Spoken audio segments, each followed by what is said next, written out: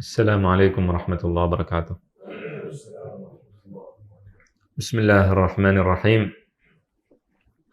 Innal hamdalillah nahmaduhu wa nasta'inuhu wa nastaghfiruh wa na'udzu billahi min shururi anfusina wa min sayyiati a'malina. Man yahdihillahu fala mudilla lahu wa man yudlil fala hadiya lahu. Ashhadu an la ilaha illallah wahdahu la syarika lah wa ashhadu anna Muhammadan abduhu wa rasuluhu la nabiyya ba'dah. Allahumma arinal haqqa haqqan warzuqna ittiba'ah wa arinal batila batilan warzuqna ijtinabah. Rabbi zidni ilma warzuqni fahma, rabbi shrah li sadri wa yassir li amri wahlul 'uqdatan min lisani yafqahu qawli. Allahumma ij'alna mimman yastami'una al-qawla fayattabi'una ahsanah. Amma ba'd. Hari ini kita akan membahas insyaallah pelajaran akidah dari kitab Lum'atul I'tiqad Al-Hadi ila Sabili Ar-Rasyad, karya Al-Imam Ibnu Qudamah Al-Maqdisi Al-Jamma'ili Al-Hambali. Dan sebelum kita belajar kitab ini, kemarin sudah kita pelajari tentang hal-hal yang berkaitan dengan pengantar akidah. Nah, sekarang kita akan mulai membahas pembahasan akidah. Bagi yang ingin tahu apa saja pembahasan di dalam akidah, ya, mungkin kita sebagian ada yang pernah belajar dan sebagian mungkin ada yang pernah mendengar ada kelompok-kelompok Islam, ada perbedaan pendapat di antara kelompok Islam. Ada yang namanya Asy'ari, mungkin pernah dengar. Ada yang namanya Mu'tazilah, ada yang namanya yang lain-lain, Al-Maturidiyah dan seterusnya. Ada yang namanya Asma' wa Sifat dan lain-lain, hal-hal yang berkaitan dengan akidah. Nah, bagi yang ingin belajar, disarankan dari pertama ini kalau bisa ya ngikutin dari awal supaya nyambung terus. Ya, jadi nanti akan ada berbagai macam istilah yang harus kita ketahui pada saat kita belajar nih. Karena nanti akan diulang-ulang dan disebut-sebutkan. Ya, jadi nanti akan ada pembahasan tentang istilah-istilah yang akan sering disebutkan. Jadi kita ngerti dan paham sebenarnya perbedaan yang terjadi itu apa sebabnya. Kemudian juga kita bisa mengukur perbedaan ini. Jadi perbedaan pendapat ini apakah menyebabkan kita, bagaimana cara kita bersikap, dari mana perbedaan tersebut timbul dan seterusnya. Ya, jadi nanti kita akan mempelajari itu macam-macam. Ya. Di dalam pembahasan kita ini kita akan membahas tentunya tentang ilmu akidah. Sekarang yang kita bahas adalah ilmu akidah. Kita kemarin muqaddimah, kata pengantar tentang akidah secara umum. Jelas ya? Nanti akan ada juga, kita akan ada muqaddimah sedikit tentang kitab ini. Ini kitab kita pelajari juga, harus kita fahami sedikit hal-hal yang berkenaan atau berkaitan dengan kitab supaya nyambung nanti kalau diajak bicara. Apa arti istilah tafwid? Apa arti istilah itsbat? Apa arti istilah ta'wil? Apa arti istilah tahrif? Apa arti istilah ta'til? Apa arti istilah takyif, kaifiyah, menetapkan makna, menetapkan kaifiyah dan seterusnya. Itu harus paham supaya kita ngerti duduk persoalannya di mana. Kalau ada kelompok ini bertentangan dengan kelompok ini, masalahnya di mana kita tahu. Jelas ini? Jadi kalau bisa ya bagi yang mau, ini tidak wajib, bagi yang mau ya catat, bawa buku. Ini bukunya belum ada apa gimana? Kira-kira PDF aja, nggak dicetak. Oh, di-share gitu. Oh, iya. Yang mau pakai kitab lebih afdol nanti. Jadi dia bisa ngikutin, ya. Ya, tapi jadi supaya paham benar. Apa? Iya itu satu bawa kitab, 2 orang. Baik. Yang lain anak sarankan, jadi catat juga supaya nggak lupa. Kalau dengar doang nanti begitu minggu berikutnya tafwid. Apaan tuh tafwid? Bisa kasih referensi nggak? Cetakan siapa? Insya Allah ada referensi, nanti kita ngecek tuh yang Imam kemarin kirim, ntar kita ini kan, insya Allah.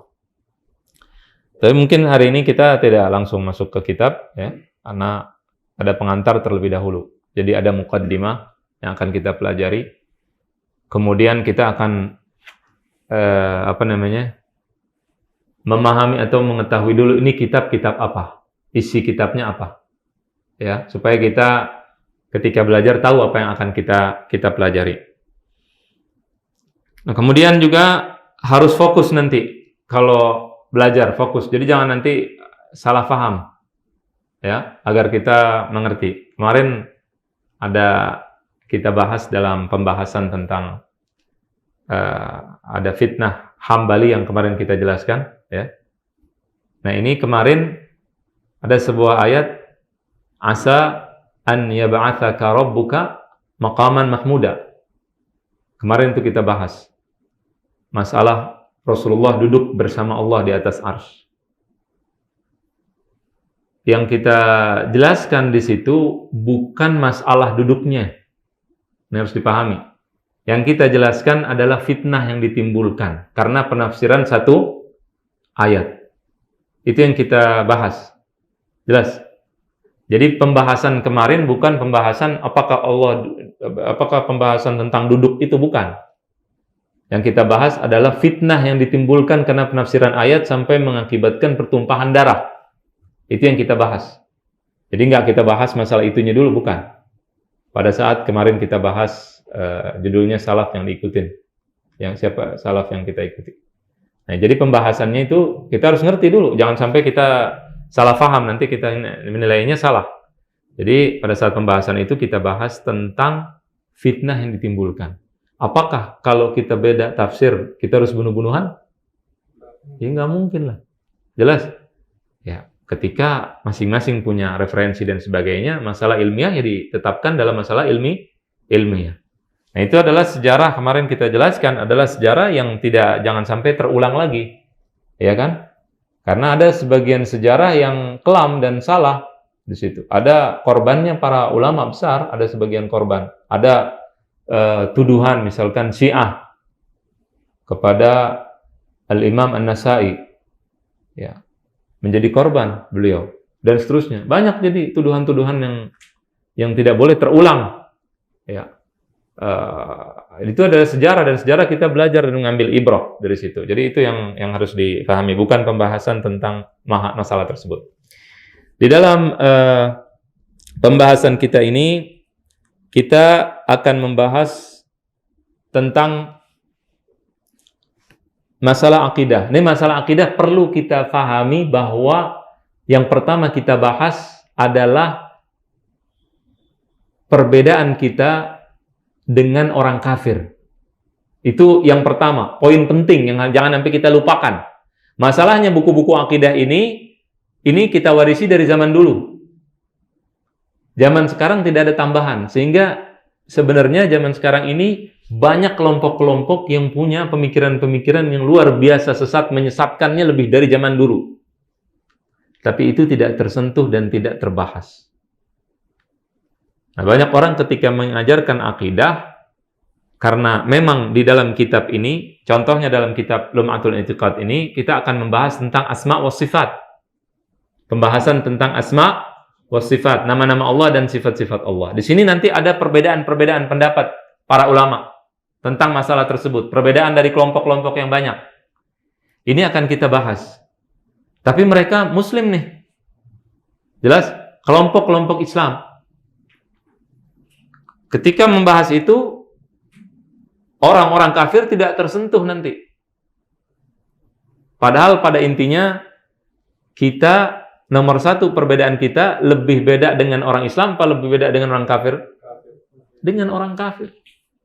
Ya, makanya Ini yang harus kita ketahui. Jadi ada sebagian kelompok manusia yang menyembah selain Allah. Ada kelompok manusia yang menyembah bersama Allah sesembahan yang lain, yaitu orang-orang musyrik. Ada manusia-manusia yang memiliki sesembahan selain Allah, dan ada juga yang tidak percaya kepada Tuhan.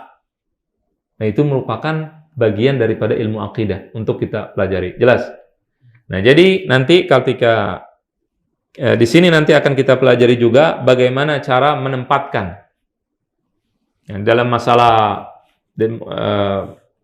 hal-hal yang akan kita bahas ini, bagaimana kita menempatkan perbedaan pendapat nanti. Perbedaan pendapat dalam masalah akidah ini kita bisa tempatkan di tempatnya yang sesuai.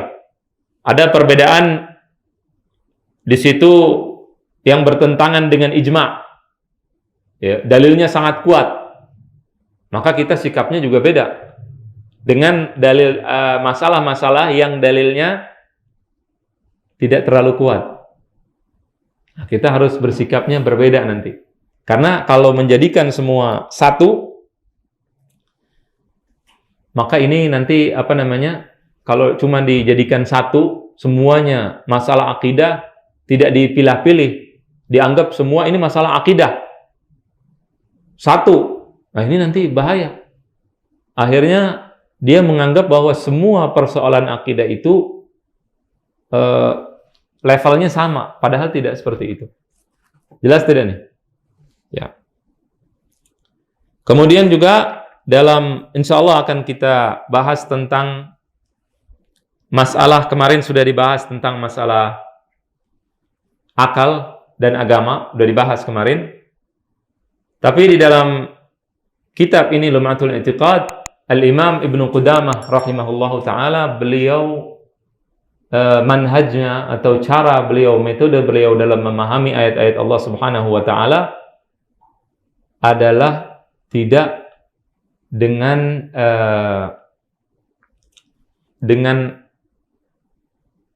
akal. Dalam artian tidak mengedepankan akal, tapi mengedepankan al-athar, al-kitab, wa sunnah al-Quran. Itu yang lebih dikedepankan oleh Al-Imam Ibnu Qudamah dan juga para ulama dari Al-Hanabilah. Jelas tidak? Ini nanti akan kita pelajari. Tapi bukan berarti mereka tidak menggunakan akal. Tidak, enggak seperti itu. Jelas nggak? Nanti akan kita pelajari insyaallah hal tersebut. Kemudian akan kita pelajari juga tentang dalil-dalil, sumber-sumber akidah dari mana saja. Ya, menurut para ulama Al-Hanabilah atau Hambali. Jadi akidah nanti ada kelompok-kelompok dalam akidah, ada kelompok Hambali. Ketika saya sebutkan kelompok Hambali ini bukan berarti kelompok fikih, bukan. Ini kita nggak bicara fikih, bicara masalah akidah. Jadi ada kelompok namanya kelompok Hambali dalam akidah. Atau kelompok Ahlul Athar atau Ahlul Hadis. Ini akan kita pelajari. Kenapa nggak ada kelompok Syafi'i, kelompok Hanafi dalam akidah? Tapi yang terkenal akidah Hambali. Kenapa disebutkan Hambali? Ini akan kita jelaskan insyaallah ta'ala. Jelas? Kemudian nanti ada kelompok namanya Asy'ari. Ada kelompok namanya Maturidi. Apakah kelompok ini termasuk kelompok Ahlus Sunnah wal Jamaah atau bukan termasuk Ahlus Sunnah wal Jamaah? Ini juga akan kita jelaskan nanti. Bagaimana perbedaan-perbedaan mereka? Akan kita jelaskan insyaallah tentang hal tersebut. Kemudian juga tentang kitab-kitab akidah dalam madhab akidah Al-Hambaliyah.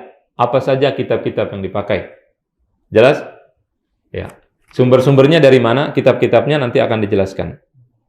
Kemudian juga awal pertama kewajiban bagi seorang muslim apa? Ya. Ada yang mengatakan bahwasannya kewajiban pertama adalah syahadat alla ilaha illallah. Ada lagi yang mengatakan yang pertama adalah keraguan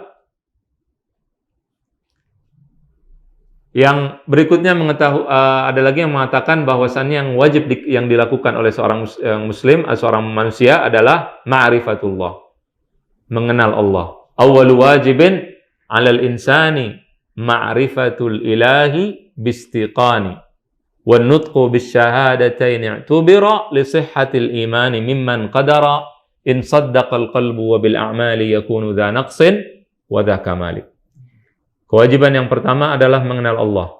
Bagi manusia, kewajiban pertama adalah mengenal Allah. Kemudian mengucapkan syahadat juga wajib, ya, untuk sahnya iman. Bagi yang mampu mengucapkannya. Kalau orang bisu nggak diwajibkan. Orang bisu, masa dia nggak bisa syahadat udah nggak jadi Islam, Muslim? Enggak, karena bisu, tidak bisa. Tapi kalau yang bisa harus mengucapkan. Kalau dia tidak mengucapkan, tidak sah imannya. Nah, itu nanti akan kita bahas tersebut. Nah, di dalam pembahasan ini juga nanti akan kita bahas juga tentang para ulama dalam mazhab Hambali. Dalam mazhab Hambali, maksudnya akidah ya, bukan fikih. Bagaimana pendapat mereka tentang akidah, karena di dalam tubuh Hambali ada perbedaan-perbedaan pendapat.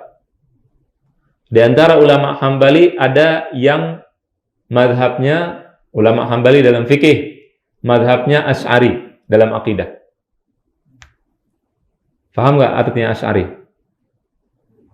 Pengikut Abul Hasan Al-Asy'ari dalam akidah. Jelas? Jadi ada sebagian ulama Hambali, mereka ikutnya Abul Hasan. Kemudian ada lagi sebagian yang memang memiliki pemahaman tasbih. Tasbih apa? Menyerupai Allah dengan makhluk. Menyerupakan Allah dengan makhluk. Jelas? Kemudian juga ada lagi yang punya pemahaman isbat. Isbat itu apa? Menetapkan, sebagian punya pemahaman menetapkan makna, kemudian mentafwid kaifiyah. Paham gak nih? Menetapkan makna. Jadi kalau dikatakan tangan Allah, apakah Allah punya tangan? Dia akan mengatakan Allah punya tangan. Tangannya gimana? Dia mengatakan, sebagian mengatakan, tangan kita tahu apa artinya tangan. Apa artinya tangan? Tangannya apa artinya? Ya, anggota tubuh, kan begitu harusnya. Tapi bagaimana bentuknya kita nggak tahu, atau bagaimana jenisnya kita nggak tahu. Nah, ini akan kita bahas. Ada lagi yang mengatakan enggak. Kita ketika Allah mengatakan tangan Allah, tangan itu kita tafwidul makna, kita serahkan artinya. Tangan, kita nggak tahu artinya tangan. Alasannya apa? Alasannya karena ketika idhafah, apa artinya idhafah? Menyandarkan sesuatu, kita sandarkan sesuatu kepada sesuatu, itu bisa berubah hakikatnya. Misalkan, kita katakan mata air. Mata air dengan mata manusia. Mata manusia apa artinya? Ini adalah mata manusia. Betul tidak? Kalau kita bilang mata air, apakah hakikatnya sama dengan mata manusia? Beda sudah. Kenapa? Karena beda penyandaran. Maka ketika Allah menyandarkan sesuatu kepada zatnya yang mulia, di sini juga kita tidak tahu hakikatnya, karena tidak tahu hakikat Allah Subhanahu wa ta'ala. Jelas tidak nih? Nanti akan kita pelajari. Nah, ini harus tahu. Nanti kalau bilang tafwid, apa artinya tafwid? Menyerahkan. Jelas? Nanti akan ditulis insya Allah. Ini sekarang mukaddimah aja, biar antum semangat bawa pulpen dan juga bawa buku tulis, biar paham nanti. Jadi kalau ini paham, kita bisa ketika kita memahami hal ini, nanti kita bisa paham. Yang penting ditulis. Jadi besok ketika dengar, ngerti. Oh, ini orang lagi ngomong apa, paham. Kalau ada orang ngomongin tentang tafwid, takyif, ta'til dan sebagainya, kita paham dan kita mengerti. Nah, kemudian mana nanti yang akan menjadi madhab daripada Al-Imam Ahmad atau Ibnu Qudamah Al-Maqdisi rahimahullah, ini juga akan kita bahas. Karena yang dijelaskan oleh Imam Ibnu Qudamah ini ada penyelewengan. Sebagian orang ketika mempelajari kitab ini menyelewengkan maksud daripada Ibnu Qudamah sesuai dengan pemahamannya. Ada yang disengaja, ada yang tidak disengaja. Atau ada mungkin juga karena pemahaman dia. Ya, misalkan contohnya pada saat membahas tentang Al-Quran, kalamullah. Al-Quran adalah kalamullah.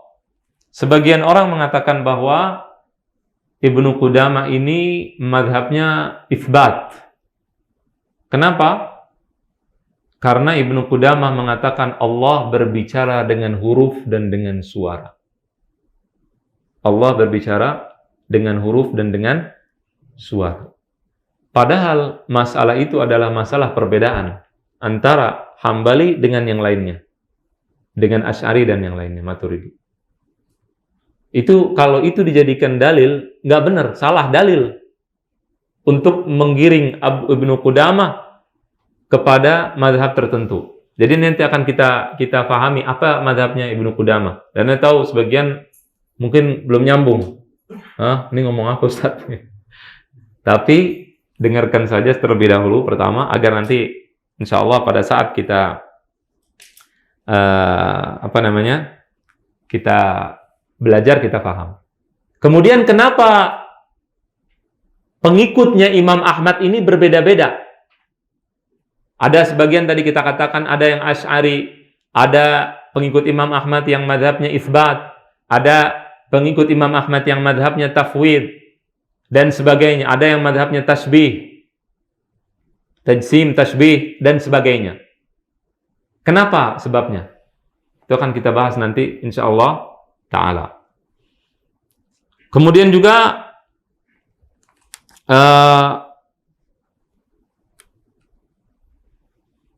akan juga kita bahas tentang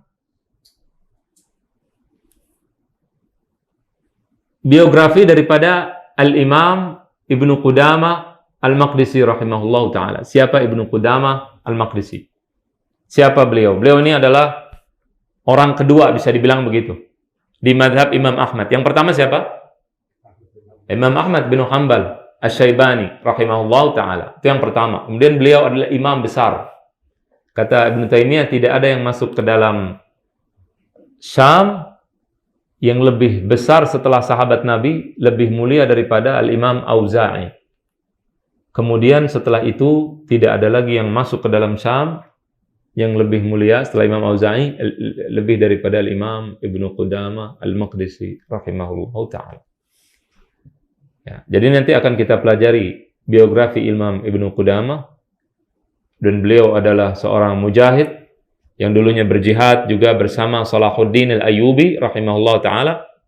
Ya, agar kita tahu bahwa para ulama ketika membahas akidah, yang kita bahas ini teori.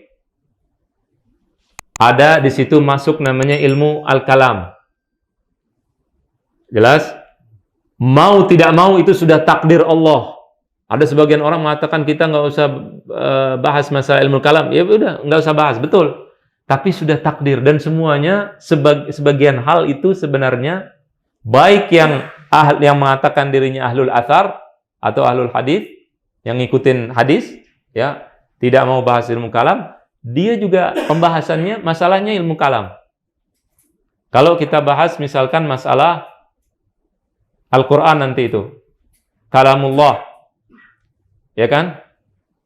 Itu ketika Ibnu Taimiyah, jadi di dalam mazhab Hambali dalam akidah, Ibnu Taimiyah rahimahullahu ta'ala itu punya aliran tersendiri, ya, pengikut Ibnu Taimiyah itu mengatakan bahwasannya Al-Quran adalah kalamullah, katanya, kata Ibnu Taimiyah. Nah, ini berbeda dengan Asy'ari. Asy'ari mengatakan kalamuhu kawasfihil qadimi lam yuhdithil masmu'a lil kalimi yuktabu fil lawhi yuktabu fil lawhi wa bil lisani yuqra kama yuhfadhu bil adhani. Jadi sebagian kelompok menganggap bahwasannya kalamullah itu tidak menyebabkan suara. Nggak ada suara. Ini kan masalah, sudah masuk masalah apa? Pemikiran. Ya. Kita nggak tahu nih Allah bagaimana, kan begitu kan? Semua nggak ada yang tahu. Nah, Ibnu Taimiyah bilang apa? Kenapa Asy'ari tidak mau mengatakan bahwa kemudian juga apa pembahasannya tentang Al-Quran ini? Al-Quran yang sekarang ada, apakah itu kalamullah atau makhluk? Jelas nggak? Tulisan Quran apakah makhluk atau bukan makhluk? Perkataan kita ketika kita mengucapkan Al-Quran, A'udzubillahi minasyaitonirrajim, Bismillahirrahmanirrahim, Alhamdulillahi Rabbil Alamin. Ini makhluk bukan? Ini pembahasan ini sudah pembahasan filsafat dan sebagainya, sudah campur-campuran. Jelas tidak? Apakah ini makhluk atau bukan makhluk? Itu pemikiran. Kalau dikatakan bukan makhluk, kan kita yang buat nih. Kita yang buat. Bagaimana Imam Ibnu Taimiyah menjawab? Beliau mengatakan bahwa kalamullah itu, ini contoh nih, Pak, nyambung nggak? Hah? Masih nyambung? Hah? Sebagian mungkin belum paham, tapi nanti akan dibahas lagi. Ini cuma sekedar prolog aja ya, apa yang akan kita bahas. Mengatakan bahwasannya kalamullah itu sifat azaliyah. Kemudian yang diucapkan itu hadis. Apa artinya hadis? Sesuatu tidak ada, tadinya tidak ada. Itu namanya hadis. Sesuatu yang tadinya tidak ada. Kelompok Asy'ari atau yang lain mengatakan bahwasannya sesuatu yang hadis, yang tadinya tidak ada, kemudian ada, itu namanya apa? Makhluk. Kalau kata Ibnu Taimiyah, bukan begitu. Enggak makhluk. Karena hadis itu dia tidak mengatakan artinya makhluk. Hadis itu adalah artinya tidak ada, kemudian jadi ada. Kalau kata Asy'ari, hadis makhluk. Perbedaannya di situ. Kemudian Ibnu Taimiyah mengatakan bahwasannya yang hadis atau yang tadinya tidak ada, kemudian ada, itu terbagi menjadi dua. Kalau tidak ada, kemudian adanya di luar zat Allah, seperti kita ada nggak tadinya? Nggak ada. Kita di luar zat Allah, bukan? Berarti itu makhluk. Tapi kalau di dalam zat Allah, itu namanya bukan makhluk. Ia tajaddad. Sesuatu yang baru, tapi dalam zat Allah tidak makhluk. Itu kata siapa? Ibnu Taimiyah. Taunya dari mana? Bukankah itu ilmu kalam juga? Kan mikir begitu. Ya, berkaitan dengan ilmu. Jadi itu mau tidak mau ada ilmu kalam. Antum mau tolak bagaimana, sama kayak orang menolak internet zaman sekarang. Mau tolak internet zaman sekarang, sudah ada. Jelas tidak? Ya. Makanya nanti akan kita jelaskan juga nanti di dalam kitabnya Hambali itu bagaimana perbedaan antara kitab-kitab Hambali juga ada. Ada sebagian ulama Hanabilah yang menerima ilmu kalam juga ada nanti. Ya. Kemudian dulu terjadi perbedaan pendapat yang luar biasa antara Hambali dengan yang lain, dengan Asy'ari dan kelompok lain. Jelas? Nah, ini sikap kita bagaimana? Ibnu Taimiyah itu mengatakan, "Wan nasu ya'lamun annahu kana bainal Hambaliyyati wal Asy'ariyyah wahsyatun wa munafarah." Dan manusia, orang-orang mengetahui bahwasannya di antara Hambali dengan Asy'ari terjadi ketegangan yang banyak ya, keretakan dan ketegangan. Wa ana kuntu min a'zamin nas ta'lifan liqulubil muslimin wa talaban littifaqi kalimatihim. Dan aku adalah orang yang paling ingin terjadinya persatuan di antara sesama umat Islam dan juga membuat mereka saling akur. Kurang lebih begitu artinya. Ya. Kun min a'dhaminas ta'lifan liqulubil muslimin wa talaban littifaqi kalimatihim. Imam Ibnu Taimiyah dalam kitab Majmu' al-Fatawa. Dalam kitab Majmu' al-Fatawa, ya betul. Jelas? Jadi kemudian juga ada sebagian ulama yang nanti pada saat membahas siapa Ahlussunnah wal Jamaah, ada sebagian ulama yang mengatakan bahwa Ahlussunnah juga termasuk Asy'ari, Maturidi, Ahlul Athar. Ada yang tidak setuju. Itu juga nanti akan kita bahas siapa Ahlussunnah. Tapi pada prakteknya para ulama ketika umat Islam diserang, ketika agama Islam dilecehkan, ketika agama Islam dihina dan sebagainya, mereka semua bersatu. Nggak ada tuh, oh saya kelompok ini, saya Asy'ari, nggak ada. Maka nanti dalam biografi Ibnu Qudamah kita ketahui bahwa beliau berdakwah bersama atau berjihad bersama Salahuddin al-Ayyubi al-Asy'ari. Dari Salahuddin Asy'ari. Tapi ketika jihad, ketika perang, maka ketika umat Islam diancam, maka nggak ada lagi istilah saya kelompok ini, saya kelompok itu, nggak ada. Di dalam masalah akidah beda dengan masalah fikih. Kita di dalam masalah akidah kita menjelaskan menjelaskan tentang apa? Tentang yang benar yang mana, dengan hak, dengan jelas kita jelaskan. Dalam masalah akidah, kalau salah ya kita bilang salah. Kalau salah, ini masalah akidah, ketika hal itu kita anggap salah, maka kita katakan salah. Kita tidak bilang atau menginginkan persatuan, kemudian kita tidak menyuarakan kebenaran, bukan begitu. Tapi ketika sesuatu kita yakini bahwa itu salah, maka kita akan katakan salah. Tapi kita taruh di mana letakannya. Meletakkan kesalahan itu tingkatannya di mana. Akan kita supaya kita bersikapnya pun bisa objektif dan adil terhadap sesama umat Islam. Begitu kita tahu. Karena banyak sekarang orang ketika mereka berbeda dengan sesama umat Islam, ini bedanya ini kita masih sama-sama muslim, masih sama-sama saudara. Kita kan saudara, betul tidak? Tapi ketika sudah berbeda, itu luar biasa perbedaannya itu. Begitu dihadapkan dengan orang yang di luar pemahaman Islam, orang sekuler, orang yang lain, akur. Kan aneh. Bisa akur dengan sekuler, tidak bisa akur dengan muslim yang beda kelompok. Gimana? Nah ini makanya harus dipahami atau belajar akidahnya harus install ulang nih akidahnya, ngaco. Muawiyah Ibnu Abi Sufyan pada saat bertengkar dengan Ali bin Abi Thalib, juga sahabat Rasulullah Ka'ab bin Malik pada saat beliau tidak diajak bicara oleh Rasulullah SAW, ya, dan juga yang lainnya para ulama yang mukhlisin, yang benar-benar mukhlis, mereka itu pada saat Islam diancam akan diserang atau mereka ditawari untuk bersatu dengan musuh-musuh Allah Subhanahu wa taala, tidak ada yang mau.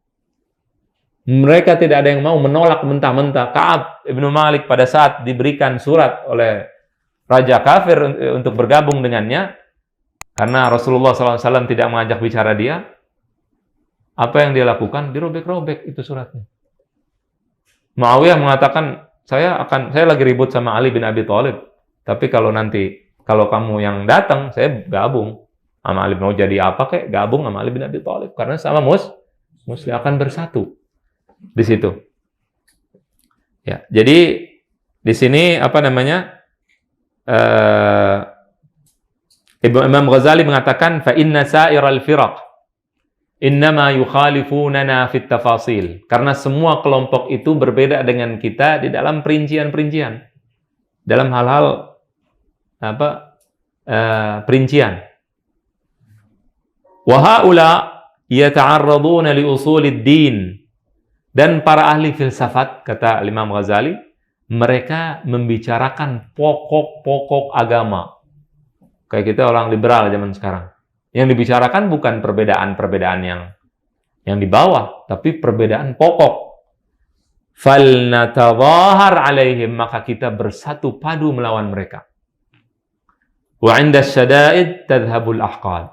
Kalau sudah keadaan genting, maka tidak ada lagi istilah, oh itu ahlul bid'ah, oh ini bukan ahlul bid'ah. Nggak ada begitu.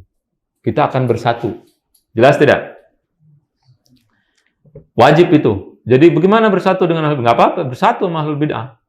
Kalau ngelawan kelompok yang kafir atau yang tidak sesuai dengan, yang tidak percaya dengan Islam, atau yang membicarakan pokok-pokok ajaran agama, bertentangan dengan ajaran agama, ya kita bersatu, nggak ada masalah. Jelas tidak? Kemudian akan dipelajari dalam kitab ini, isinya apa kitab Lum'atul I'tiqad ini? Kita akan mempelajari tentang asma wa sifat. Akan kita pelajari asma wa sifat, apa itu asma wa sifat, istilah-istilah yang akan kita pelajari, nanti akan kita jelaskan tadi istilah-istilahnya. Kemudian juga penting kita pelajari tentang al-kalam, sifatul kalam, kalamullah, Al-Quran. Itu nanti ada perbedaan-perbedaan pendapat para kelompok-kelompok Islam di dalam memahami kalamullah itu apa artinya. Jelas tidak? Kemudian juga akan kita pelajari tentang Al-Quran, tentang Al-Qadha wal Qadar, tentang takdir. Al-Qadha wal Qadar bedanya apa, dan seterusnya. Kemudian kelompok-kelompok yang bertentangan dalam Qadha dan Qadar. Kemudian akan kita pelajari tentang Al-Iman. Pelajaran tentang Al-Iman. Keimanan. Iman itu apa? Apakah iman itu perkataan saja? Atau iman itu keyakinan saja, atau iman itu ada keyakinan dengan perbuatan, dan seterusnya. Itu akan kita pelajari. Kemudian juga akan kita pelajari tentang as-sam'iyat, hal-hal yang kita yakini dengan kabar-kabar dari Nabi Shallallahu Alaihi Wasallam, tentang kabar-kabar dari Nabi Shallallahu Alaihi Wasallam. Kemarin sudah dijelaskan bahwasannya di antara cara untuk mengetahui kebenaran bagaimana? Dengan kabar yang benar. Nah, jadi dalam akidah ini ketika kita akan belajar masalah itsbat wujudillah atau menetapkan adanya Allah Subhanahu wa taala, itu bisa dengan akal, tapi kalau sudah beriman, maka masalah-masalah al-khabariyat, hal-hal yang harus diimani ketika kita sudah beriman kepada Allah, maka tidak usah kita nalar lagi kalau sudah kita beriman. Surga, bagaimana surga? Kenapa ada surga? Oh, kenapa kok api neraka apinya nggak mati-mati? Itu nanti nggak usah pikirin itu. Udah beriman sama Allah, Allah Maha Kuasa, udah selesai. Jelas tidak? Nah, itu nanti akan kita pelajari. Kemudian akan kita pelajari tentang asyratus sa'ah, tanda-tanda kiamat, dan juga al-haud wan nar, kemudian telaga, kemudian juga api neraka akan kita pelajari. Kemudian akan kita pelajari tentang an-nubuwat atau kenabian. Akan kita pelajari tentang hal tersebut. Nanti sedikit akan, Allah alam, mungkin melihat antum kalau semangat kita bahas nanti tentang definisi nubuwah itu apa. Karena dari definisi itu nanti, kemarin kan kita jelaskan amrun khariqun lil adah. Hal yang bertentangan dengan kebiasaan. Nah, itu tidak semua ulama sepakat dengan definisi tersebut. Ketidaksepakatannya karena perbedaan di dalam masalah madhabnya.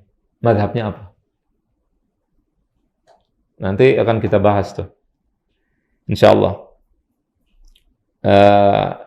Kemudian juga akan kita bahas tentang al-khilafah, kepemimpinan.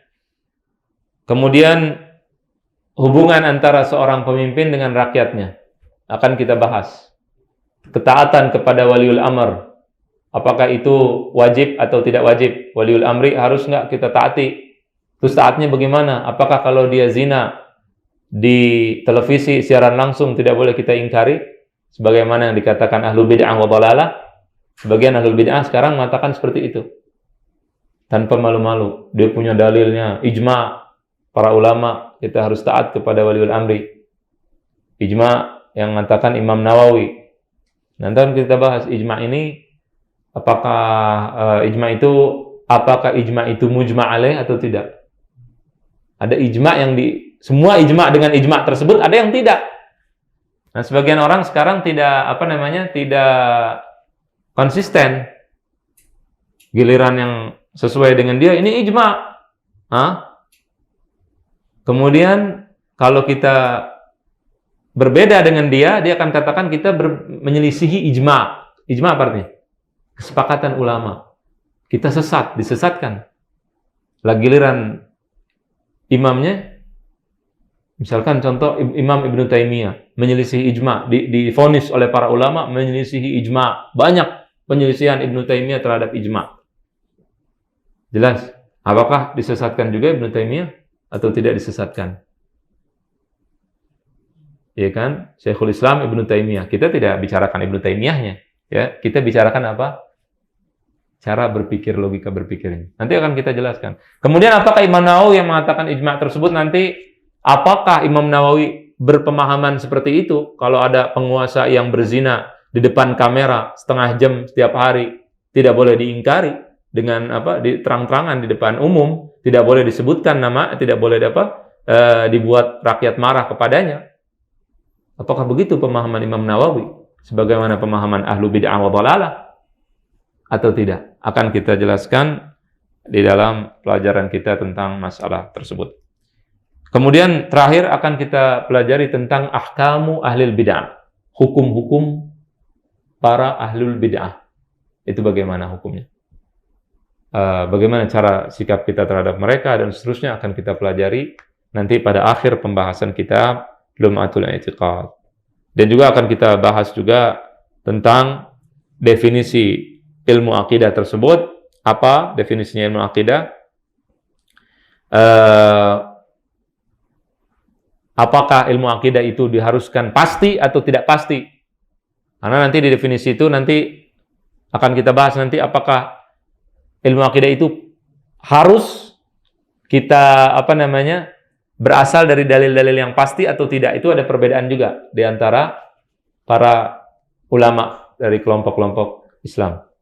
Ya, apakah pasti atau tidak? Sebagian mengatakan pasti. Kemudian juga dalil yang pasti itu atau dalil-dalil itu ada berapa jenis?